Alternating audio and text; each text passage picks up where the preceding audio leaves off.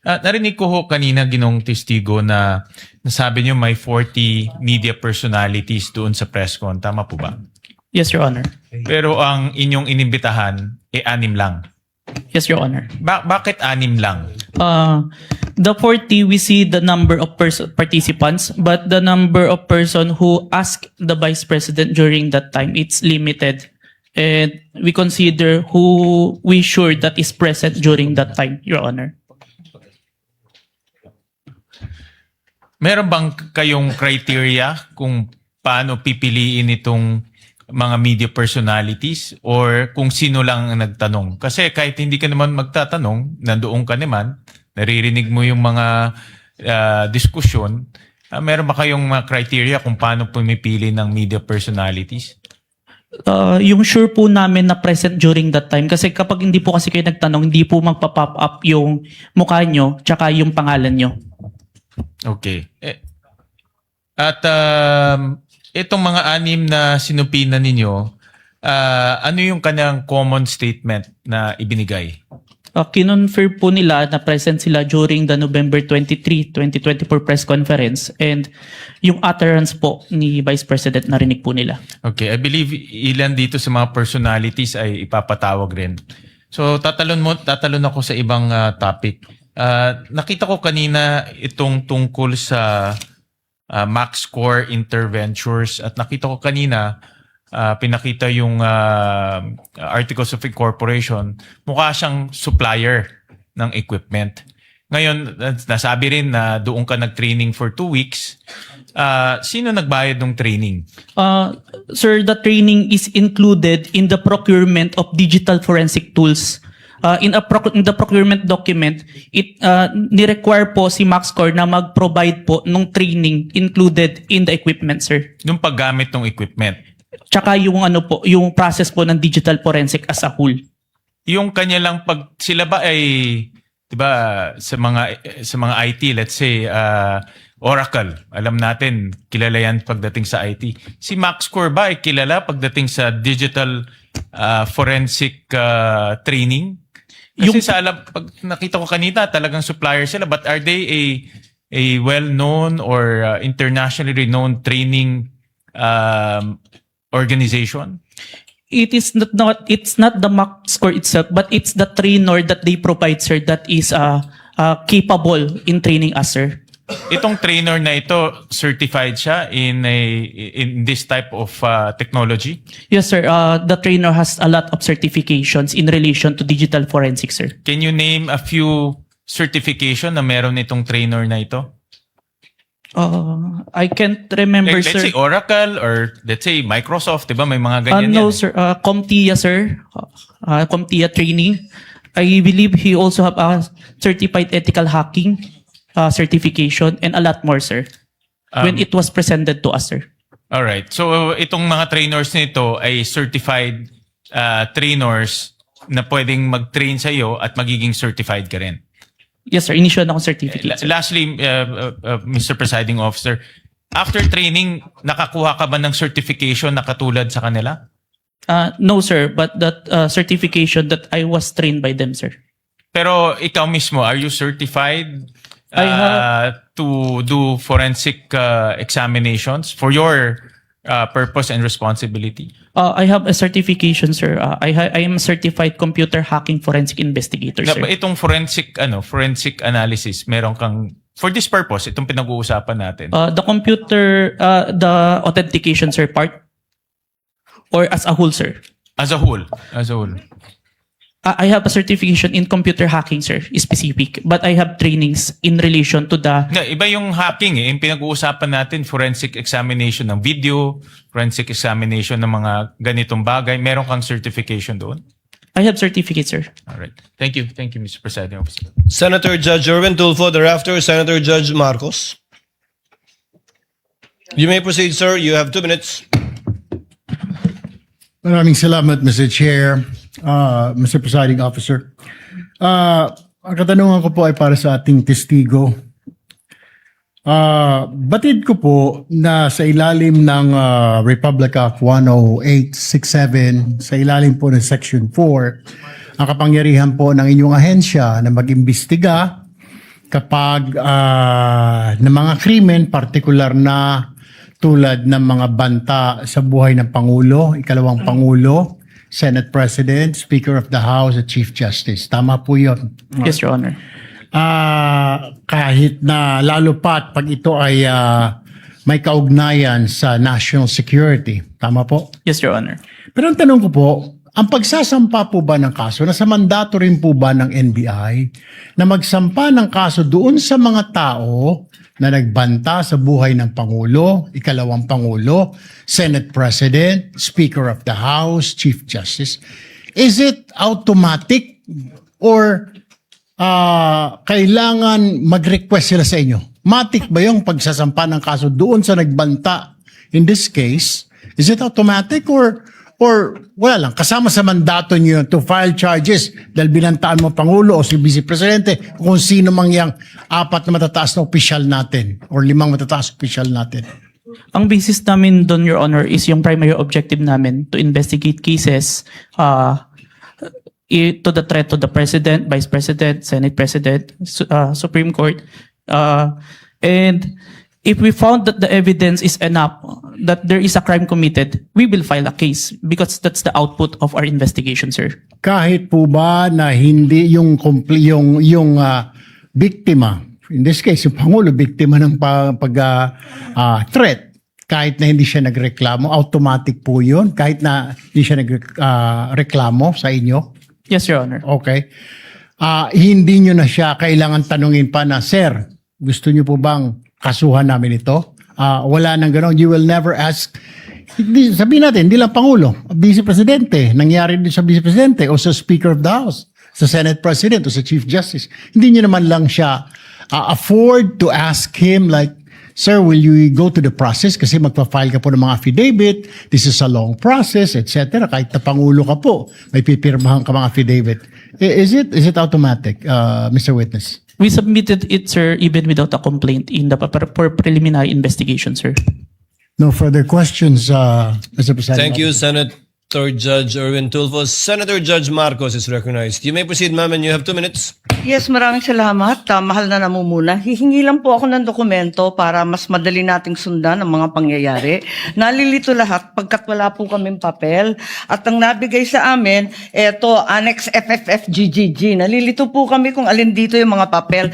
Kung maaari kaming bigyan, unang-una, yung unang tinutukoy, the first affidavit of investigation dated January 30, alleging grave threats inciting to sedition ng NBI. Ikalawa, yung napasok na yata sa record, pero nais rin namin bilang Senator Judge na magkaroon ng kopya ng DOJ certification signed by Prosecutor Bandung February 5 na nagbigay ng 7 grounds na insufficient for preliminary investigation. Ikatlo, yung naibigay na. Ito klaro to, naibigay po ni Mavic at ng iba pang staff natin. Yung February 10, yung ikalawang amended na ibinigay na revised affidavit of authentication, February 11. Ngunit sabi ni testigo Kalilong na merong kasama ito na wala rito sa record natin at sana maibigay si Senator Judge. Ito yung sulat kasama nung second revised affidavit of authentication. Ito naman yung sinasabing sulat ni Santiago K. Fadulyon ng DOJ na nagsasaad na hindi kailangan na may private complainant yung sina Presidente, ang First Lady at saka yung dating Speaker dahil base sa kaso ng Santos Concho versus DOJ na 2008, hindi daw kailangan yung private complainant. May we also have a copy of the same. Finally, may we urge that a copy also be given of February 14 certification of DOJ asserting that the revised affidavit of investigation was finally sufficient. Nais lang namin na makita yon at alamin yung investigation data, huling-huli, nung March 7, almost a month after the submission of the affidavit of authentication, kasi halos 1 buwan bago utusan na magkaroon ng investigation data form. Sana may kopya rin tayo noon. And to respond to Senator Judge Marcos, what the court has copies of are the pre-marked documents that the parties pre-marked during pre-trial, but not documents that have not yet been pre-marked. Most of the documents you mentioned that was discussed by counsel for respondent has not yet been pre-marked. They only used it to confront via cross-examination the witness of the prosecution. But the ones we have, we will furnish you with a reminder, of course, Senator Judge Marcos, that these documents have not yet been formally offered by either party. And we still have to await formal offer before the court rules on the admissibility, if at all, of these documents.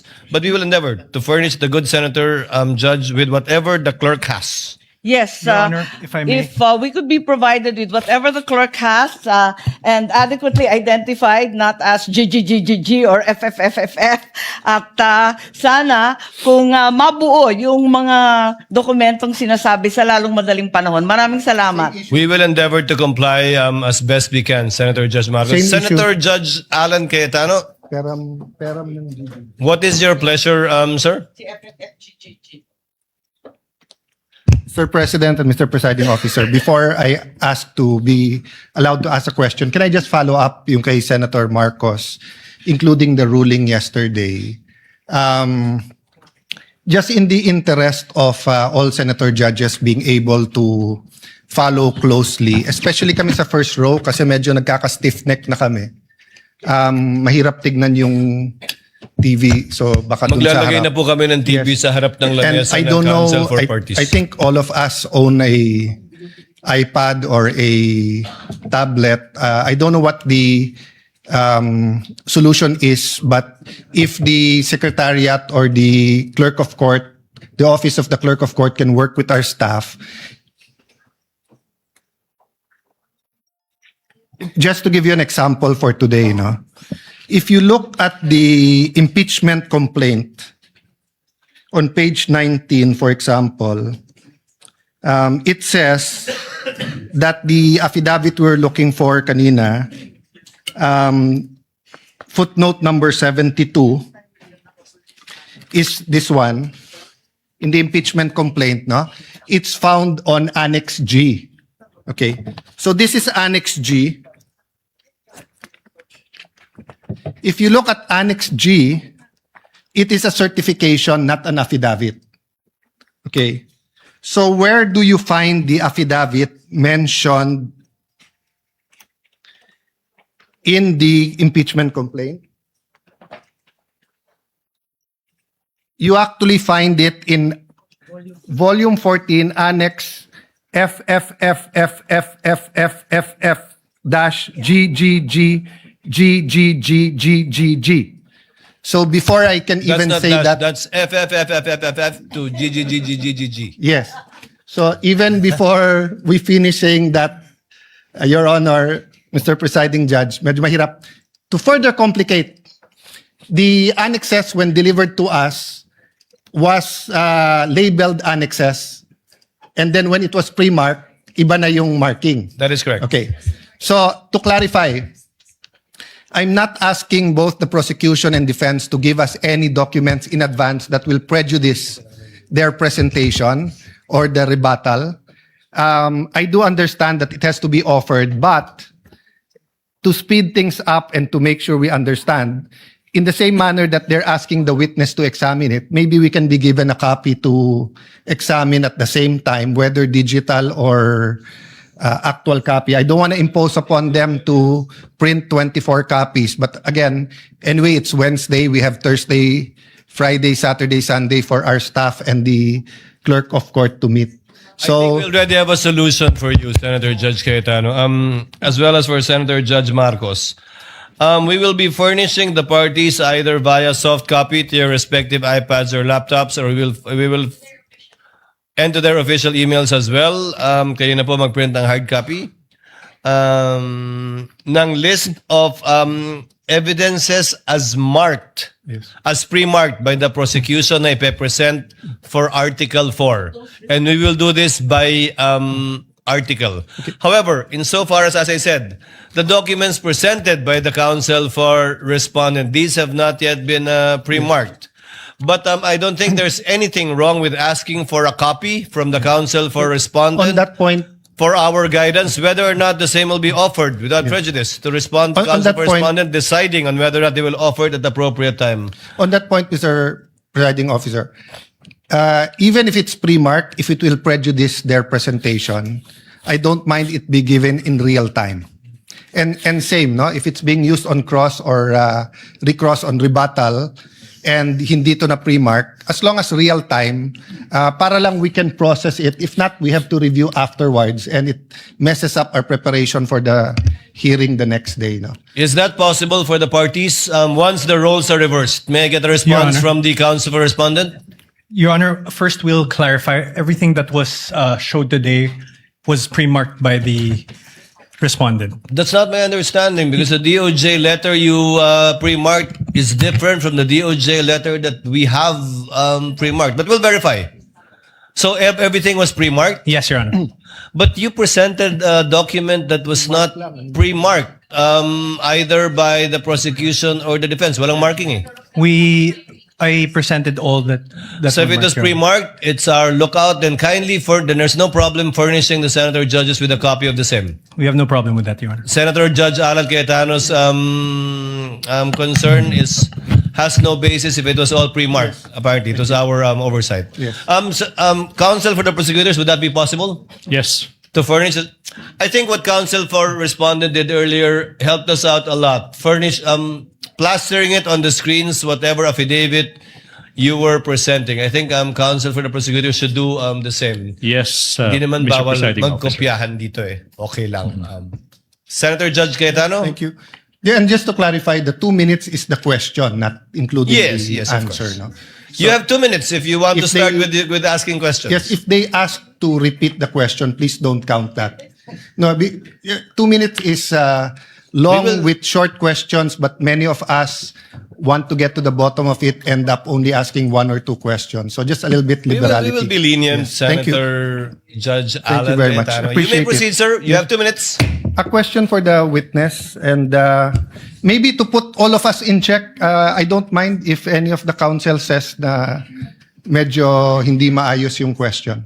I mean, given what happened yesterday and today, and there are questions that could prejudice the case either way, as long as we call each other out respectfully,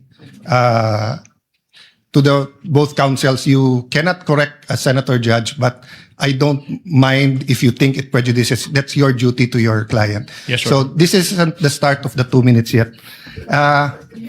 Sa magandang hapon, Mr. Witness. Good afternoon, Your Honor. Medyo mahaba na yung pag-upo mo dyan, but allow me a few questions. No? Yung circumstance lang, so paano nagsimula yung investigasyon na na-involve ka? Were you from the start o hindi? At written instructions ba to? O sinabi, oy, may investigasyon tayo? Just konting clarity, paano na umpisa yung specific investigation?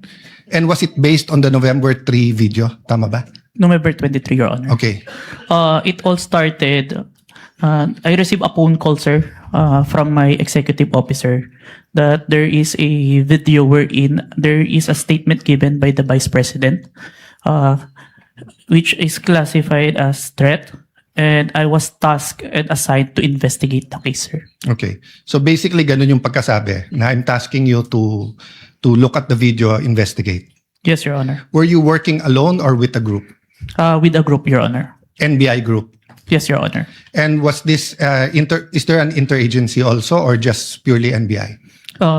Don't have personal knowledge. Maybe our chief, sir, has the Okay. knowledge on that, sir. Yes. No, that's all I asked for naman, yung personal knowledge. Yes, Your Honor.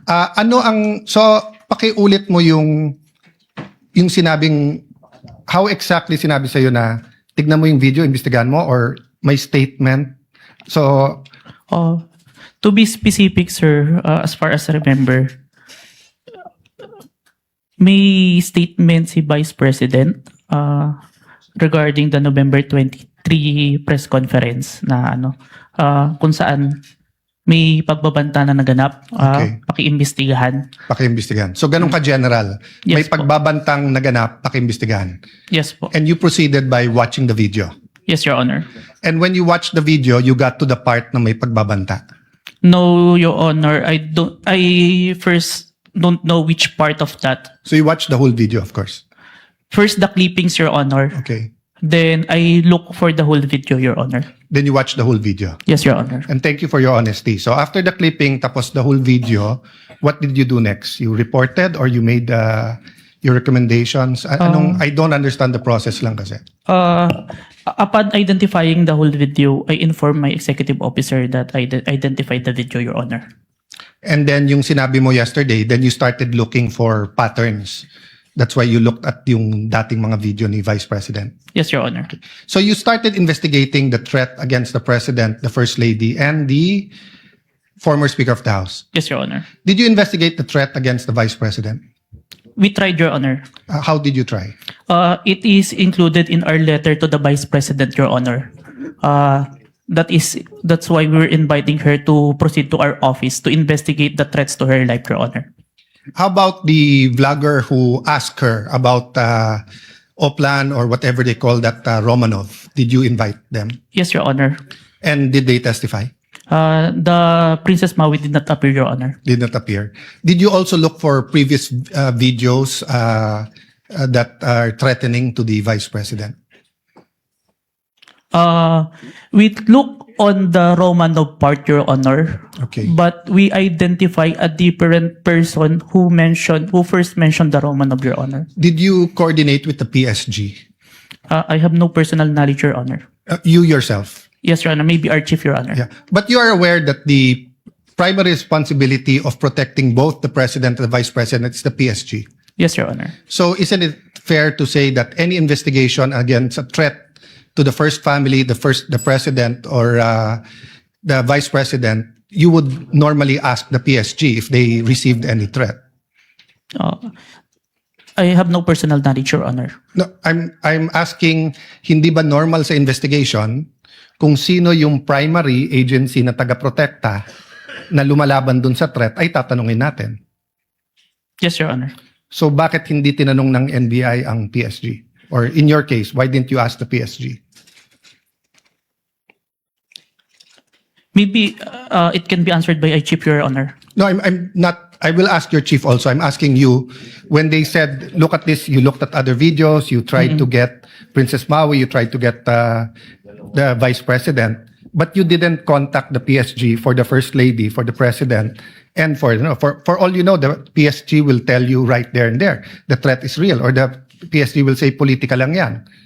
Diba? Both the vice president and the president are protected by the PSG. So why wasn't so nakalimutan lang or wala sa procedure nyo or Your Honor, there is already a statement from the National Security Council, Your Honor, that it is an active threat, Your Honor. That's why we start investigation. yes, and the primary group that will know if it's an active threat is the PSG. So if this was the United States, it will be the Secret Service. So whether the FBI or the CIA, state troopers, the federal marshals, kung sino man mag-iimbestiga, parati nilang tatanungin yung Secret Service. So I'm just curious why we did not ask the PSG input. Kindly wind up, Senator Cayetano. Senator Okay. Judge Cayetano.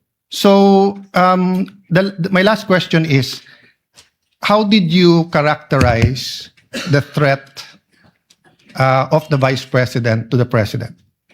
Given that ang exact words niya, huwag kang mag-alala ma'am sa security ko kasi may kinausap na akong tao, sinabi ko sa kanya, kapag pinatay ako. So that'll be fair to you and not vague, no? Did that phrase, kapag pinatay ako, have any bearing in your investigation? Yes, Your Honor. And what was that bearing or thoughts in your mind? First of all po, dun sa statement, may nakausap na po. It already took place before pa yung mangyari yung meeting. And nung Excuse me. condition, I'm not talking about yung may kinausap Apo. na para pumatay. Ang sinasabi ko yung sinabi niya na pag pinatay ako. yes, Your Honor. How did that affect your investigation? There is a condition na kapag pinatay siya. But as we can see, it's only applicable if there is only two parties. The statement make a loophole wherein a third party can use that na kapag namatay si BP, ma-execute ngayon yung statement ni BP na may nakausap na siya without the participation of the one mentioned, the President, the First Lady, and the Speaker of the House, Your Honor. That's fair. But what I'm saying is that in your reports, did you characterize it as a conditional threat? Kasi kung hindi naman siya pinatay, the logical implication is that there's no threat against the... So I'm not saying it's not illegal, immoral to contract a killer. Ha? I'm just trying to follow the logic na pag sinabi kong pakukulong kita, Mr. Witness, pag nagsinungaling ka under oath, then it's actually not a threat. It's a legal... I'm just telling you the law, di ba? Pero pag sinabi kong pag hindi ka sumunod sa akin, ano yung kita. So that's my last question lang. So how did you characterize that? It wasn't a conditional in your mind because may kinausap na? Even with or without, sir, it's still considered a threat as long as the I person... have no doubt there. I'm just asking, is it a conditional threat?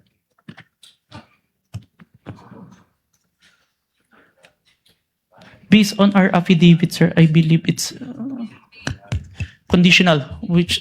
Based in your affidavit. Affidavit. But your initial assessment, yung personal mo as an investigator, this is an investigation of the whole NBI, but yung personal mo. The threat is absolute, sir. Okay. Thank you, Mr. President. Thank you. Thank you, Senator Judge Cayetano. We Yeah. now proceed. Senator Judge Padilla is recognized. Maraming salamat po. Thereafter, Senator Judge Zubiri.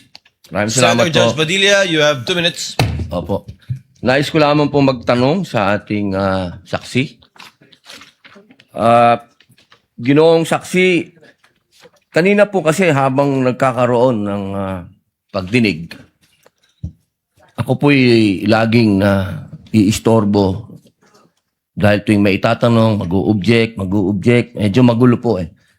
Pwede po bang sagutin po ninyo ako dahil noong pong February 5, ang sabi po dito ay insufficient po yung na hindi dapat makarating na sa preliminary investigation. Tama po ba? February 5 po yon? May certification, sir. Yes po. Opo. Tapos nung February 14, naging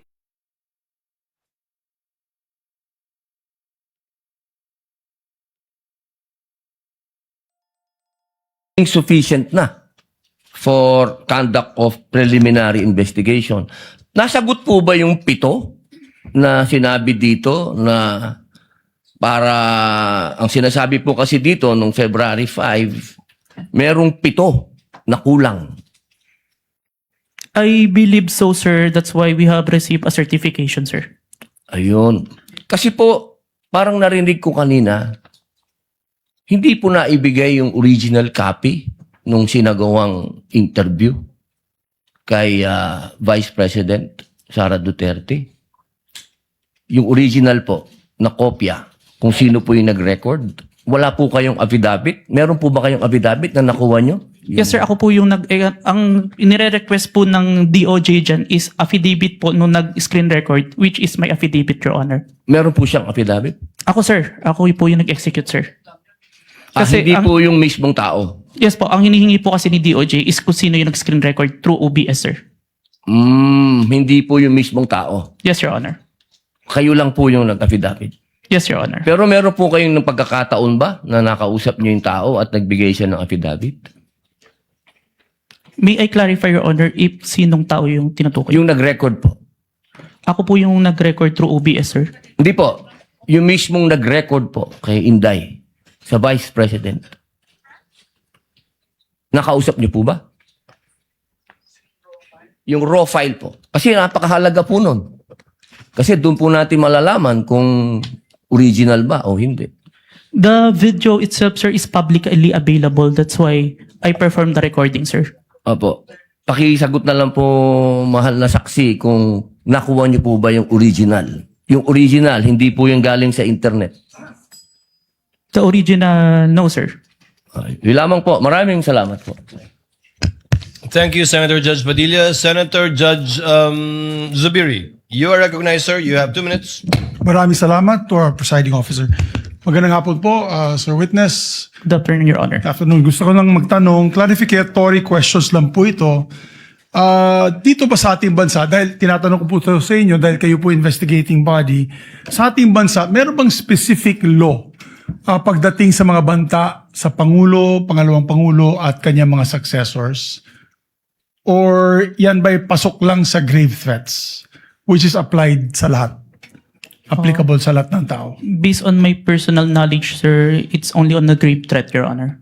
Which is applied to everyone, if I'm not mistaken. No? Kasi sa batas sa Amerika, sa Estados Unidos, meron pong tinatawag na number 18 under the United States Code, Section 871. There is a specific law na pinagbabawal po itong mga threats to the President, Vice President, and its successors. May jail time po ito at may fine na malaki. As a matter of fact, dito sa panahon ni Pangulong Trump, marami na po silang kinasuhan at hinabla at napasok sa kulungan dahil sa paglabag nitong batas na ito. At Secret Service po ang sumasagawa ng investigasyon. Sa atin ba dito, ang NBI ba ang nabigyan po ng kapangyarihan para gawin itong investigasyon under your new NBI code? Under our law, sir, the new NBA law, included po yung investigation to the threats to the life of the President, the Vice President, the Speaker, the Senate President, and the Supreme Court, sir. So, klaro na kayo, nasa kapangyarihan ninyo. Kasi hindi pwede sa Presidential Security Group. Hindi katulad sa Estados Unidos, yung Secret Service ang talagang nanguhuli at nag-imbestiga. Sa atin dito sa Pilipinas, ang NBI po ang nangunguna sa investigasyon. Tama po ba yan o mali? It is within our law, sir. Okay. And this is just food for thought because not only are we senator judges, we're also legislators. It may be time that we also craft a law that will be specific on threats made to the President, Vice President, and its successors, meaning the Senate President, the Speaker of the House, and the Supreme Court Chief Justice. Sa Amerika kasi, sa batas po nila, and I'll just wrap up, the defendant, to secure conviction, the defendant communicated a threat. The defendant understood and intended the statement as a true threat. Hindi po niya sinabi, joke only in the end. And pangatlo, the defendant knowingly and willfully makes the threat. So just food for thought as legislators as well. So maraming salamat po, Mr. President. Thank you, Senator Judge Zubiri. We now proceed to where we left off. I believe that was the redirect of the counsel for the prosecutor. Just out of curiosity, without any pressure, because I promised I would declare a break somewhere in between, depending on how long your director and recross would be. I can call the break after the recross and the statement of the counsel for respondent, so that we break on a good point before we call on the last witness for today. Yes, counsel for the prosecutors. As to the question, if the prosecution will do the direct examination, The redirect. Kung mahaba-haba sorry, pa the yung redirect examination after the cross-examination of the defense, the prosecution decides not to conduct a redirect, Your Honor, please. Thank you, counsel for the prosecutor. Counsel for the respondent, do you want to begin to utilize your time now? Your Honor, I will turn over the mic to my co-counsel. He will also be the cross-examiner for the next witness. But Your Honor, please, sorry. May I make a manifestation, Your Honor, please, before we proceed, Your Honor, please? A manifestation as to the In statement. connection with what, counsel for the prosecutors? As to the manifestation earlier that all the documents that were confronted, that were Yes. presented to the witness, I believe that the defense said that all those exhibits were pre-marked. But based on our records, Your Honor, please, and then I hope the defense will clarify this for the record. We perused the documents and we don't see that the articles of partnership and the screenshots